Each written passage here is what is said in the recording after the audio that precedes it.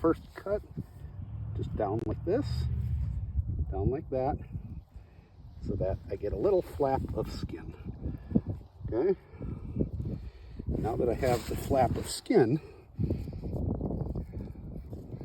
I can use that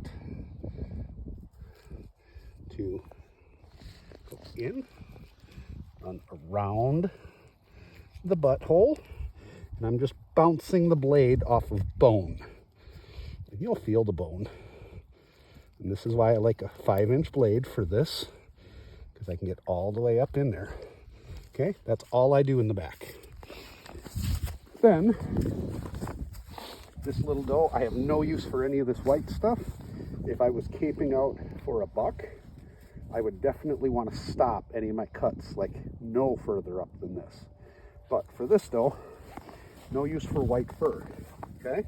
So what I'm gonna do, hindquarters are begin here. I don't wanna make any cuts on my hind quarter and let any of that hair get into it. So I'll come forward to the hind quarter, pull up some skin, and just get into the fur without cutting into the belly's membrane. Okay, so as I said, I don't need any of this fur.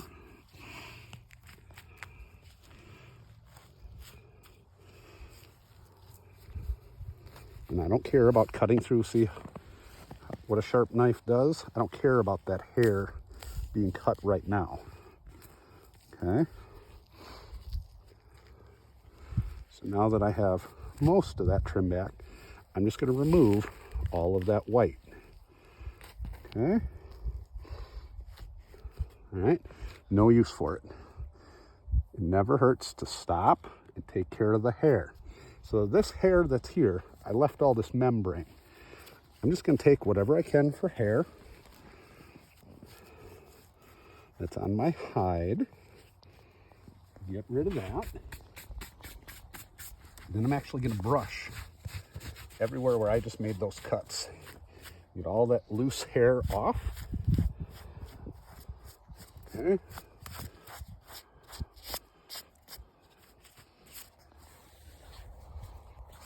Take a few minutes, actually just seconds now, and prevent all that hair from getting on anything else.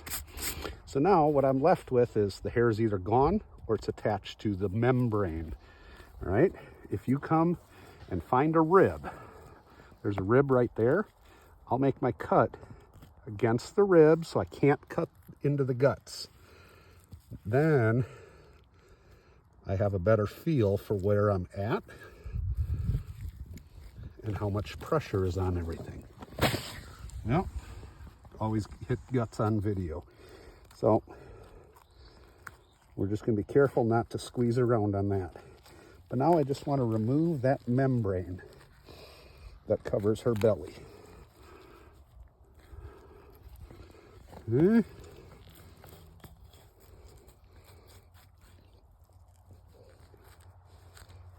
Okay, one chunk of membrane.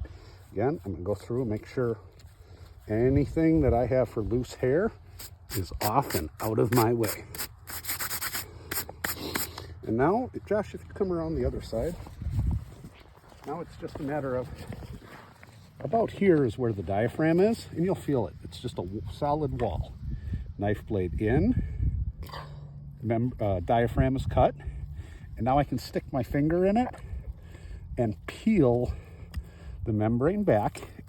It's just oval shaped. Come over top so you can see it, Josh. So this is what separates my guts from my chest cavity. And all I'm doing is cutting that membrane. Okay.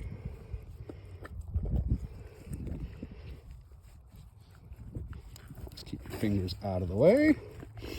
Membrane, or diaphragm.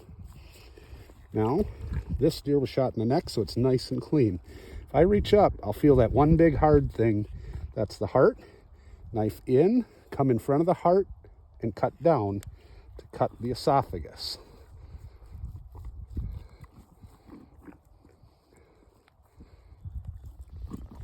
And once I know I have just the esophagus cut, I can grab everything else and just pull.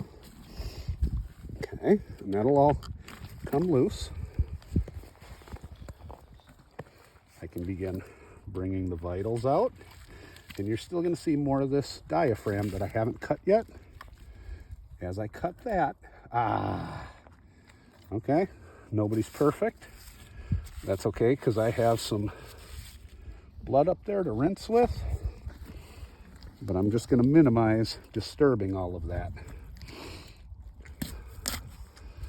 Okay, it happens. Now when I get to this back end, everything is just loosely attached.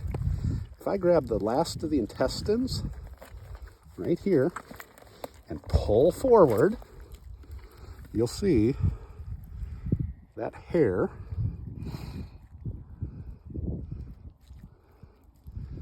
I can't even find it right now, but that is, oh, right there. That is the butt. All of that is out. Okay. What I got in here for guts, I want to get it out right now. Take it out. Take it out. Now, because I did nick those guts, I want to get these inside loins right here. As soon as I get into the garage, those are coming out, and I'm going to get them rinsed off right away.